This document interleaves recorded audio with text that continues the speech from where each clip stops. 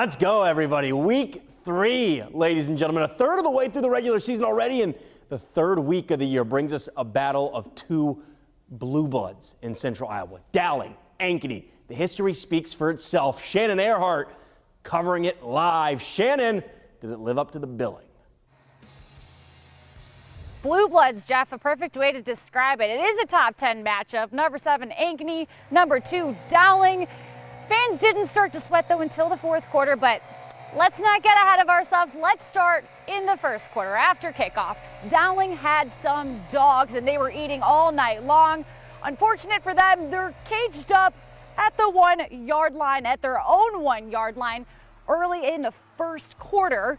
Dante Cataldo, though, he lets loose, finds Curtis Horace on the slant right across the face of the Ankeny secondary, and 99 yards later, Dowling is in the end zone feasting. It's 10-0 Maroons. Cataldo again to Horace, just short of the big box, gets him within inches. And then none other than Dowling's leading rusher, Rashad Davis, punches it in. The Maroons will go for 2, and it's Mr. Reliable again. It makes it 18-0 Dowling. Ankeny bone dry on offense in the first half. Dowling leads 21-0. Scoreless through a quick third quarter. Dowling in the red zone again. It's handed off to Rashad, who caps off the second Dowling 99-yard drive of the night. 28-0 Dowling. Ankeny's first drive after the kick ended like this. Yes, that's Devin Akers. Clutch moments in wide open spaces headed home.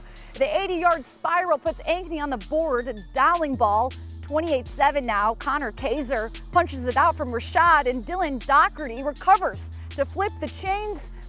5:45 left in the game. Luke Anderson rips it. It's good for a tutty.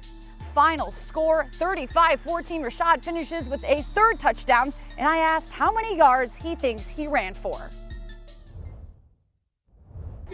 I say about 150. Because the O-line, it's because of them. It's not, I wouldn't say it's only me. I'll share it to the O-line always. Dowling, your game of the week winners.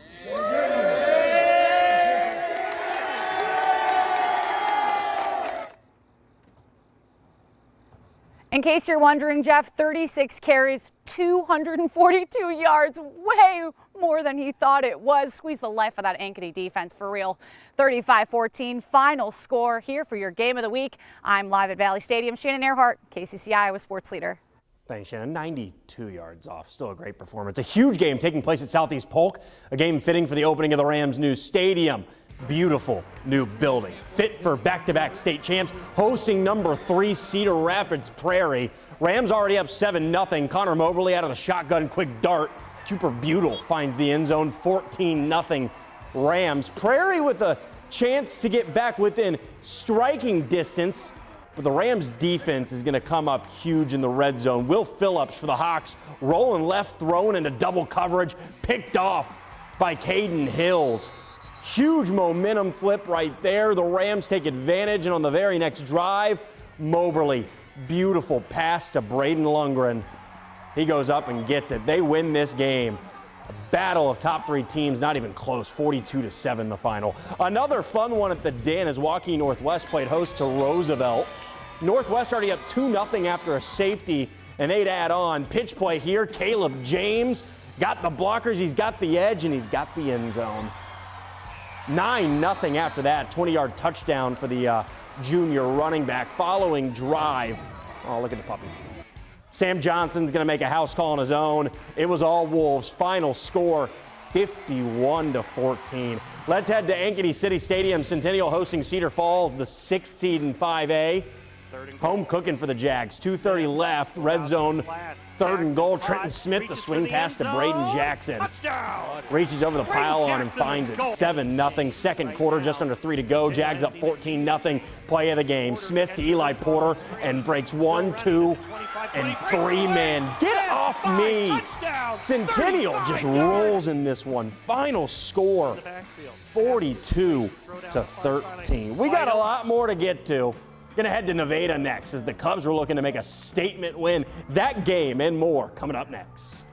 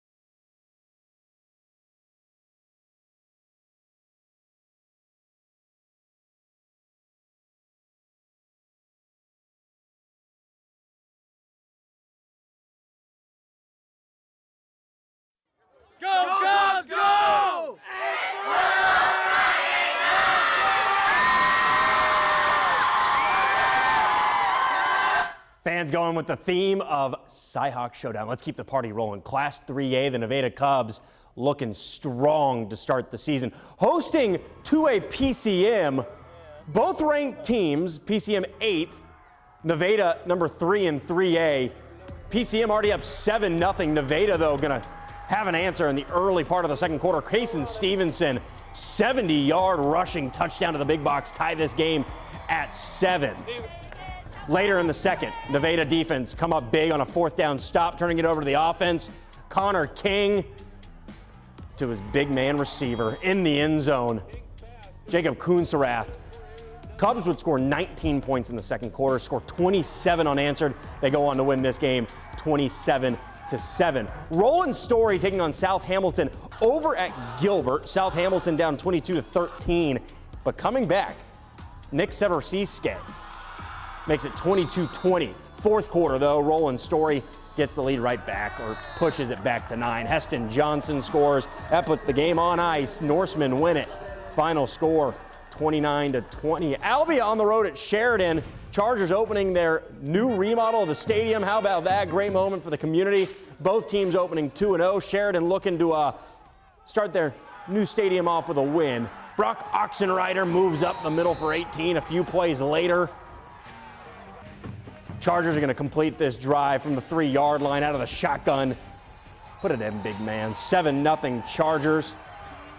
First touchdown at their new field. Albia would try to respond. Luke Wynn looking for the screen. Oh, but he's crushed by Kaiser Arnold. Chargers win it. Final score 17-10. Don't go away. When we come back, we're heading out to Ames for one of the best games of the night. Get caught up on local news, originals, and more. Download the Very Local app and stream for free today.